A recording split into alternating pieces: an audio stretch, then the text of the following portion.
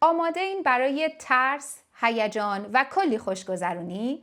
بزرگترین جشن هالووین ایرانی ها و فارسی زبانان مناطق کیچنر، واترلو، گولف و کمبریج در راهه. یه شب پر از موسیقی زنده، دیجی، خوراکی‌های خوشمزه و البته انرژی ناب ایرانی. بهترین لباس‌ها، جایزه‌های خاص و از کلی سورپرایز ویژه در انتظارتونه. جمعه 31 اکتبر شهر واترلو.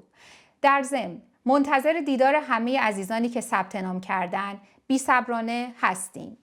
یادتون باشه امسال قراره یه هالووین خیلی خاص داشته باشیم. پس بیاین با همدیگه یک هالووین ایرانی به یاد موندنی بسازیم. تشکر ویژه از اسپانسرهای عزیزمون. آقای الکساندر ینسی مشاور رسمی املاک، فروش و مستغلات. آقای حامد هومسن پلامینگ. خانم سلما اکانت استار. خانم دکتر قبادی اوپال دنتال. خانم مها نقیب السادات مورگیج ایجنت. آقای علی قویدل فاینانشل ادوایزر و خانم کتانه پژومان نوتریشن کانسالر. باز هم تشکر میکنیم از حمایت و ساپورت همیشگی این عزیزان. به امید دیدار همه شما عزیزان.